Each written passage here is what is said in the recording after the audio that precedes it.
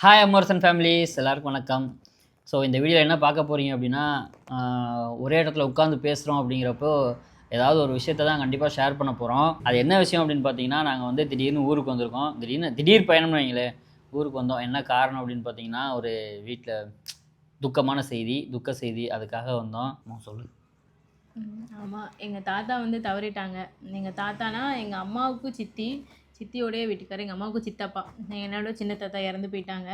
ஞாயித்துக்கிழமை எங்களுக்கு எதுவுமே தெரியாது. ஞாயித்துக்கிழமை எப்பவுமே சண்டே ரொட்டீன் கூட எடுப்போம். அன்னைக்குன்னு பார்த்து நாங்கள் எடுக்கவும் இல்ல.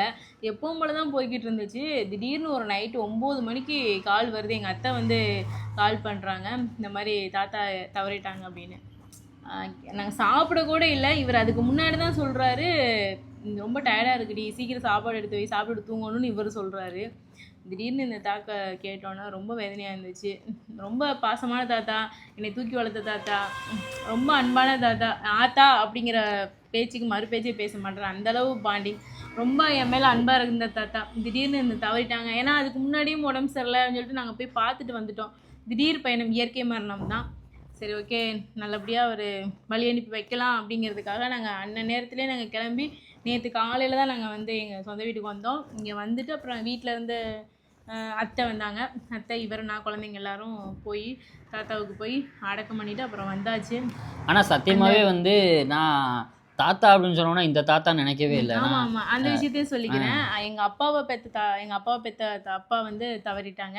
அடுத்து எங்கள் அம்மாவை பெற்றவங்க, அப்பாவை பெற்றோடைய அப்பாவும் இறந்துட்டாங்க, அப்பாவை பெற்றோடைய அம்மாவும் இறந்துட்டாங்க.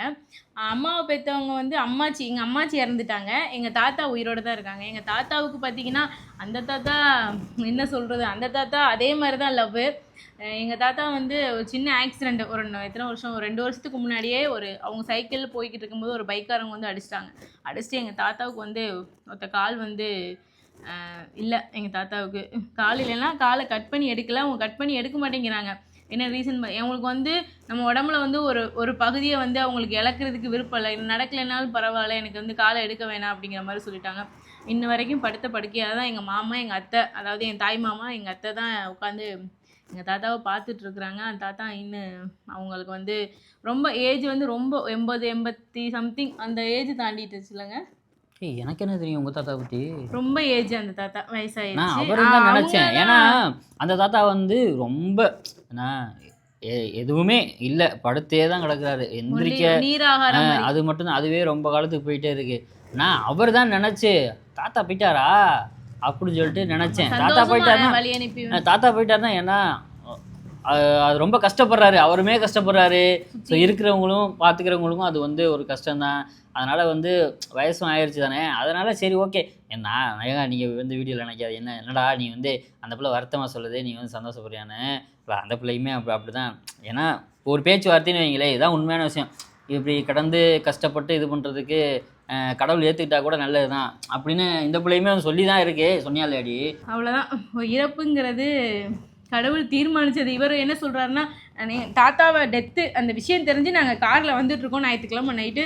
இவர் என்ன சொல்கிறாரு, நம்மளும் அவ்வளோதானே, நம்மளும் எல்லாருமே அவ்வளவுதான், சொல்ல முடியாது. காரில் போகிறோம், காரில் அங்கேருந்து வர்றோம், போகிற இடத்துக்கு போகணும்னு நினைக்கிற இடத்துக்கு போய் சேர்ந்தால் தான் உண்டு, வரணும்னு நினைக்கிற இடத்துக்கு வந்து சேர்ந்தால் தான் உண்டு. சில விஷயங்கள் உங்கள்கிட்ட நான் ஓப்பனாகவே சொல்கிறேன். அது என்னென்னு பார்த்தீங்கன்னா, நாங்கள் வந்து கோயம்புத்தூர் வாடகை வீட்டில் தான் இருக்கோம். எங்கள் வீட்டுக்கு ஒரு 3 வீடு தண்டியோ, ஒரு அடுத்த கட்டோ இந்த மாதிரி ஒரு டெத் ஆகுது. ஒரு வயசானவங்களோ ஒரு இறந்து போகிறாங்க. ஆனால் அவங்க பாடி வந்து நார்மலாக ஒரு ஆம்புலன்ஸில் போகும், அந்த அமரர் ஊர்தி அதில் வந்து போகும். ஆனால் அவங்க வீட்டில் டெத்து அப்படிங்கிற விஷயம் ஒரு 4 சவத்துக்குள்ளே தான். அது அழுகிறதோ ஆர்ப்பாட்டம் பண்ணுறதோ அப்படின்னா எதுவுமே இருக்காது. நார்மலாக ஒரு உயிர் பிரிஞ்சிச்சு, அவ்வளோதான், எடுத்துகிட்டு போயிடுவாங்க. எங்களுக்கு பார்க்குறவங்களுக்கும் ஓகே, ஒருத்தவங்க தவறிட்டாங்க, அந்த மாதிரி மனசு தான். ஆனால் நம்ம கிராமத்தில் அக்கம் பக்கத்தில் இறக்கையில் அந்த இறப்பு வந்து அவ்வளோ வந்து அந்த மனசில் உள்ள தாக்கத்தை வெளிப்படுத்துறது, அந்த மாதிரி ஒப்பாரி வைக்கிறது, நிறைய சடங்குகள்லாம் செஞ்சு அதெல்லாம் எடுத்துகிட்டு போகிறது. இப்போ எங்கள் தாத்தா இடத்துக்கு போயிட்டு அது நல்லா கொஞ்சம் நின்று பார்க்குற மாதிரி இருந்துச்சு. அதனால விஷயத்த நான் வந்து ஷேர் பண்ணுற மாதிரி இருக்குது. கிராமத்தில் ஏன் வந்து அப்படி இருக்குன்னா, இப்போ வந்து அந்த சொந்தக்காரங்க வந்து ஒரே டைமில் வரமாட்டாங்க. 1 மணி நேரம் கழித்து வருவாங்க, ஒரு அரை மணி நேரம் கழித்து வருவாங்க. சித்தி, பெரியம்மா, அத்தை, மாமா அப்படின்னு வரும்போது அவங்க வந்து அங்கேருந்து அழுதுகிட்டே வருவாங்க. அவங்க முகத்தை பார்க்கும்போதே வந்து இங்கே இருக்கவங்களுக்கு அழுக வந்துடும். இல்லைன்னா இங்கே இருக்கவங்க அவங்கள பார்த்தோன்னா அழுது கத்துறதை பார்த்துட்டு, இந்த மாதிரி வந்துட்டியாப்பா அப்படின்னு அழுகிறத பார்த்துட்டு அவங்களும் அழுக ஆரம்பிச்சிருவாங்க. ஸோ இப்படியே வந்து போகும். அதுதான், அதனால் வந்து கிராமத்தில் வந்து அப்படி இருக்குது. அதே மாதிரி வெளியூரில் வெளிநாட்டில் பிள்ளைங்கள்லாம் இருந்தாங்க அப்படின்னா 2 நாளைக்கு கூட வச்சுருப்பாங்க அவங்க வரும் வரைக்கும். அப்புறம் வந்து ஒரு சில ஊர்லலாம் வந்து மைக் செட்டில் வந்து ஒப்பாரி வைக்கிறது, அந்த படத்துலலாம் பார்த்துருப்போம், அந்த மக்கா கலங்குதப்பா பாட்டுலாம் இருக்குல்ல, அந்த மாதிரி வந்து மைக் செட்லாம் வச்சு அதுலேயே உங்கள் அப்பத்தாவுக்கு ரேடியோ செட்டில் வந்து பாட்டு படிச்சுட்டே இருக்குது. அது மாதிரி தாத்தா செத்ததுக்கே ஒன்று விட்ட தாத்தா செத்ததுக்கே இவ்வளோ ஃபீல் பண்ணுறாளே, அவங்க அப்பத்தா செத்து போயிருந்தது இப்போ டெத்து அங்கே பாடி இருக்குது, வீட்டுக்கு உட்காந்து பிரியாணி தின்னுக்கிட்டு இருந்தா. அதனால் அது இதெல்லாம் என்ன சொல்கிறது, அது என்ன பசிக்குதாங்க செய்யும். இப்போ வந்து வெளியிலேருந்து வர்றவங்களே வந்து அவங்கள சாப்பிடுங்கம்மா, தண்ணி குடிங்கம்மா, ஜூஸ் குடிங்கம்மான்னு சொல்கிறது தான் வழக்கம் தான், எல்லா ஊர்லேயும் சொல்கிறதானுங்க. அதனால் வந்து பார்த்தீங்கன்னா தாத்தா செத்துட்டார், அவ்வளோதான் முடிஞ்சு. வாழ்ந்தார், இருந்தார், கோயில் பூசாரியா அதெல்லாம் சொல்லலை நீ. அது வந்து எங்கள் தாத்தா வந்து கருப்பங்கோயில் வந்து பூசாரி, சாமி ஆடுவதா சொல்லி சரி, மற்ற மாதிரி இருந்தால் கூட வந்திருக்க மாட்டோம், வரனைக்கு போகிறனைக்கு கேட்டுக்கலாம் அப்படின்னு இருந்திருப்போம். அப்புறம் இந்த பிள்ளை சொல்லிடுச்சு, இல்லை நான் சின்ன பிள்ளையா இருக்கும்போது 6th வரை அங்கே தான் படித்தேன், அங்கே இருந்தால் படித்தேன், 8th வரைக்குமே வந்து அந்த தாத்தா கிட்டே இருந்து தான் அந்த பிள்ளை படிச்சிச்சு. அதனால் சின்ன பிள்ளையே தூக்கி வளர்த்துருப்பாரு, வச்சுருப்பாரு. அதே மாதிரி பேத்தி வந்துச்சா வரியா அப்படின்னா ஃபோன் பண்ணிலாம் கேட்டிருக்காரு. சரி, அது என்ன பண்ணுறது, சரி போயிட்டு வருவோம் வாமா அப்படின்னு சொல்லிட்டு கிளம்பி உடனடியாக வந்துட்டோம். ஸோ இது வந்து தாத்தா செத்து போயிட்டாரு, அந்த ஒரு இதை வந்து உங்கள்கிட்ட சொல்லணும்னு நினச்சது சொல்லியாச்சு, அவ்வளோதானம்மா. நம்மளும் அவ்வளோதானே, கூடிய சீக்கிரத்தில் வாழ்க்கையில் எல்லாருமே அவ்வளவுதான். இயற்கை மரணம் அப்படின்னா அது வந்து மனசு கூட ஏற்றுக்கிறோம். ஒரு இந்த மாதிரி ஒரு ஏதாவது ஒரு சூழ்நிலை இறந்து போகையில் எங்கள் தாத்தா எங்கள் அம்மா பெற்ற தாத்தா பைக் ஆக்சிடெண்ட்டில் உண்மையிலே இறந்துருந்தா கூட அவர் வந்து இந்த வழியெல்லாம் தாங்கியிருக்க மாட்டார். நாங்களும் ஒரு வருஷமோ எங்கள் தாத்தாவுடைய நினைவுகளோடு நாங்கள் கடந்திருப்போம். ஆனால் பாவம் தெரியுமா, எங்கள் தாத்தாவுக்கு வந்து ஒருத்த காலே இல்லை, படுத்தே இருப்போம். ரொம்ப ஆள் வந்து ரொம்ப மெலிச்சிட்டாரு.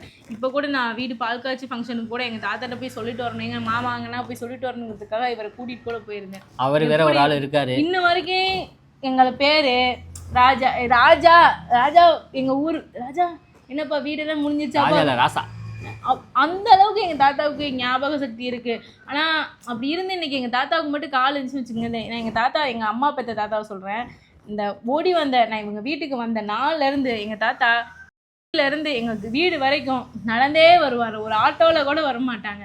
என் மேலே ரேஷன் கடையில் போடுற அரிசி தான் இருக்கும், ரேஷன் கடையில் போடுற அரிசி கிடையாது, ரேஷனில் போடுற சர்க்கரை. நான் வந்து ஃபஸ்ட்டு மண்ணெண்ணெய் ஸ்டவ் தான் வச்சுருந்தேன். மண்ணெண்ணெய் வாங்கிட்டு வந்து பருப்பு சர்க்கரை இதெல்லாம் எங்கள் அம்மாச்சி வாங்கி கொடுத்துருவாங்க. எங்கள் தாத்தா இங்கேருந்து எனக்கு தருவார்.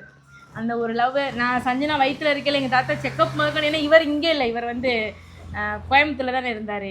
ஒரு டெலிவரிக்கு அப்புறம் ஒரு ஹாஸ்பிட்டலுக்கு கூப்பிட்டு போகிறதுக்கு, மாதமாக இருக்கல செக்கப் எல்லாமே எங்கள் தாத்தா தான் கூட்டிகிட்டு போனாங்க, எங்கள் அம்மா பெற்ற தாத்தா. மாதமாக இருக்கல நான் இங்கே தான் இருந்தேன். ஆனால் ஏதாவது முக்கியமான வேலை அப்படின்னா கொஞ்சம் வெளியில் போயிடுவேன், தங்கி வேலை பார்க்குறது. அப்போ வந்து லேபராக தானே இருந்தேன், அதனால் வந்து தங்கி வேலை பார்க்குறது அப்படி இப்படின்னு போயிடுவேன். அதனால் என்னால் கூட்டி போக முடியாது. இருந்தேன்னா அன்றைக்கி சம்பளம் போயிரும்ல, அன்றைக்கி வேலைக்கு போயிட்டு வந்தால் தான் அடுத்த நாள் சாப்பாடு, அந்த நிலமை தான். அதனால் வந்து தாத்தா சும்மானே இருக்கார். அதனால் தாத்தா அப்போ கொஞ்சம் நல்லா நடக்க கொள்ள சைக்கிள்லாம் ஓட்ட அப்படி தான் இருந்தார். அதனால் தாத்தாவே கூட்டி போயிடுவார். அப்படி விட்டேன். இப்போ அவர் ஒருத்தர் இருக்கார், இன்னும் உசுறு கொஞ்சம் ஊசல் ஆடிட்டு தான் இருக்கு. சொல்கிறேன்னா, நீங்கள் வயசானவங்க தான் இறக்குறாங்க, நீ ஜூஸ் குடிக்கிற, நீ சந்தோஷமாக இருக்கிறேன்னு சொல்கிறீங்களா? நம்ம அதெல்லாம் ஓகே, ஒரு மனசு சொல்லும் வயசானவங்க தான் போகட்டும், சரி நல்லபடியாக போயிட்டாங்க அப்படின்னு ஒரு மனசு ஏற்றுக்கிட்டாலும் அந்த நினைவுகள் வந்து அந்த மனசை வந்து தாக்கையில் தான் அதை வந்து ரொம்ப ஃபீலாக இருக்கும். எங்கள் அம்மாச்சி செத்ததுக்கு இவர் சொன்னார், நான் போய் மதுரையில் பார்த்துட்டு சாப்பிட்டு வந்தேன். எங்கள் அம்மாச்சி கொஞ்சம் உடம்பு சரியில்லை, அவங்க வந்து சூசைட் பண்ணிட்டு தான் இறந்து போயிட்டாங்க, மருந்து குடிச்சு இறந்து போயிட்டாங்க. எங்கள் அம்மாச்சி கால் கொஞ்சம் நடக்க முடியாமல் இருந்துச்சு, அவங்களும் இறந்து போயிட்டாங்க. அந்த டைமில் வந்து இங்கே மருந்து குடிச்சிட்டாங்க, எங்களுக்கு நியூஸ் வந்துச்சு. நாங்கள் கோயம்புத்தூர்லேருந்து வந்துட்டோம், மதுரையில் பார்த்துட்டு சரி அந்த விஷயம் சாப்பிட்டுட்டு நாங்கள் வந்துட்டோம். ஆனால் நான் எங்கள் அம்மாச்சி இறந்து எத்தனை மாதம் நான் வந்து அவங்க நினைவாகவே இருந்தேன்னு இவர்கிட்டே கேட்டு பாருங்கள். அப்படியே அந்த மனசெல்லாம் அப்படியே பித்து பிடிச்ச மாதிரி இருந்துச்சு. அவங்க நினைவுகள், அவங்க கூட பேசினது, நடந்துக்கிட்டது எல்லாமே அந்த நினைவுகள் வந்து போகாது. ஒருத்தவங்க இறப்பு வந்து ஓகே நல்ல விதமாக போயிடுச்சுன்னு நினச்சாலும் அந்த அந்த நினைவுகள் வந்து மறக்கவே முடியாது. அவங்க நினைவுகள் கூட வாழ்ந்துட்டு இருக்க முடியாது. ஆனால் தாத்தா செத்ததுக்கப்புறம் ஒரு குண்டு ஒன்று போட்டா, அதுக்கு முன்னாடி சொல்லவே இல்லை. தாத்தா செத்ததுக்கப்புறம் எங்கள் அம்மாச்சி என் கனவுலே வந்துச்சுங்க, என் கனவுலே எங்கள் அம்மாச்சி வந்துட்டு போச்சு, அப்போவே தெரியும் எனக்கு ஏதோ நடக்க போகுதுன்னு. ஏன் அதை முன்னாடி சொல்ல வேண்டியதானே? தாத்தா செத்ததுக்கப்புறம் தான் அம்மாச்சி கனவுல வந்து தெரியுமோ? ஓகே, எல்லாரும் சேஃபாக இருங்க, உடம்பு பார்த்துக்கிறங்க, கூட இருக்கிற வரைக்கும் அவ்வளோதான் வாழ்க்கை. இனி ஒரு 5 வருஷமோ 10 வருஷமோ 15 வருஷமோ நம்ம வந்து அக்ரிமெண்ட் போட்டு நம்ம வாழ போகிறது கிடையாது. நம்ம என்றைக்கு கடவுள் கூப்பிட்றாரோ அன்றைக்கி நம்ம போய்கிட்டே இருக்க வேண்டியதான். இருக்கிற வரைக்கும் சந்தோஷமாக இருக்கும். அதாவது கெட்டதெல்லாம் மறந்துட்டு வாழ்க்கையை வந்து சந்தோஷமாக ஆரம்பிப்போம். அவ்வளோதான், இந்த வீடியோ வந்து இதோட முடிச்சுக்கிறோம். புருஷனும் பொண்டாட்டியும் சண்டை போடாமல் இருங்க. பாய். பாய்.